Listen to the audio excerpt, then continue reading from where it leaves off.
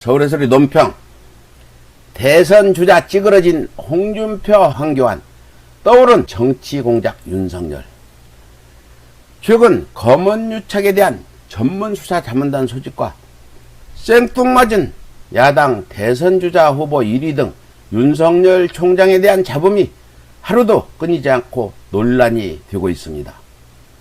자문단 소집을 신청할 자격이 아예 없는 피의자의 요청에 전례 없이 윤 총장이 직권으로 전격 소용된 전문수사 자문단 소집을 놓고 대검찰청과 서울중앙지검 수사팀이 마찰을 빚고 있는 가운데 윤 총장이 직권남용으로 자문단원 인초까지 강행하면서 검사장급 대검 간부들까지도 윤석열의 편법적인 독선에 반발하고 있는 실정인 것입니다. 이른바 검찰개혁을 놓고 검찰 내부의 정치검찰과 전문검사들 간의 본격적인 기싸움이 시작되고 있는 것으로 보입니다. 그런데 말입니다. 윤 총장이 한동훈의 검언유착 사건을 무마시키기 위해 온갖 편법까지 동원하면서 이토록 공을 들이는 이유는 과연 무엇이었을까요? 단순히 한동훈에 대한 의리를 지키기 위해 검찰 내부의 거센 반발은 물론 무리한 편법으로 총장직 탄핵에 빌미를 제공하면서까지 사건을 무마시킨다는 것엔 좀 무리가 있어 보입니다. 그렇다면 윤 총장이 온갖 위험을 감수하면서 이렇게까지 무리수를 두는 이유는 바로 본인이 검언유착의 괴수이거나 그게 아니라면 피치 못할 중대할 다른 사유가 있을 수밖에 없을 것입니다.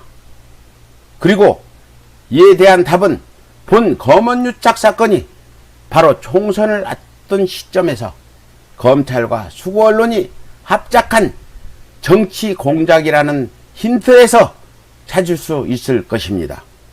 그리고 그 의문에 대한 답은 바로 윤 총장이 야권 대선 후보 선의도 1위에 오른 여론조사가 될 수 있을 것입니다.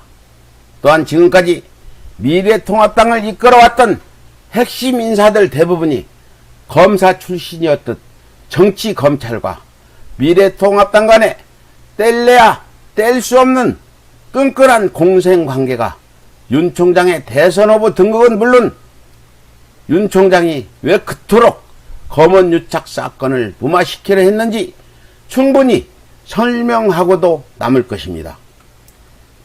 윤 총장이 야권 대선 후보로 거론된 것은 어제 오늘의 일만은 아니었습니다.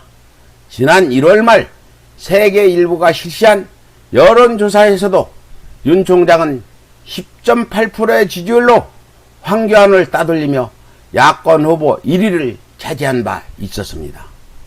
비록 윤 총장이 통합당과는 악연으로 시작했지만 공수처를 놓고 문재인 정부에 맞서면서 결국엔 정치 검사들의 안식처인 미래통합당의 부름을 받을 수밖에 없었던 것입니다. 이를 뒷받침하듯 지난달 14일 킹메이커를 자처한 김무성은 윤석열의 대선 출마에 대해 평생 소신으로 인기를 얻었는데 정치인으로 변신이 가능하면 대선 출마로 가능한 이야기다. 이 사이에 영웅이 탄생하면 좋겠다며 본격적으로 대선 바람잡이로 나선 실정입니다.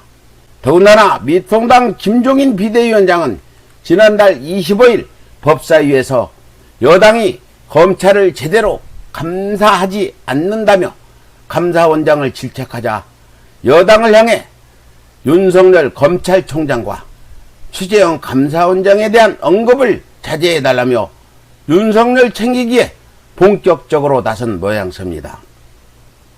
만약 윤 총장이 정치검찰의 기득권 사수를 위해 공수처에 맞서지 않고 정상적인 검찰의 직분에 충실했다면 아마도 영원히 미래통합당의 이가 갈리는 원수로 남았을 터였습니다.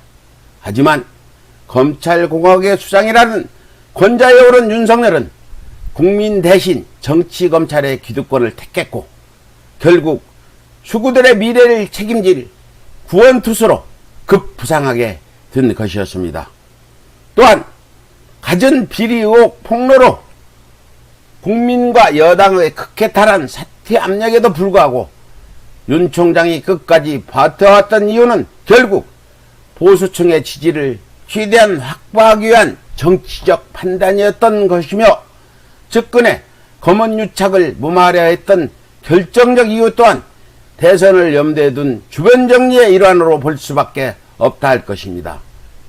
이에 대한민국 국회와 사법부는 정치검찰의 한명숙 전 총리 진정사건 은닉시도와 검언 유착사건 은닉시도 의혹에 대한 철저한 진상조사로 말미암아 정치검찰의 실체를 명명백백히 밝혀냄으로써 검찰개혁 완수는 물론 정치검찰과 추구정당과의 불법적인 공생관계 또한 철저히 발벗 원케 할 것입니다.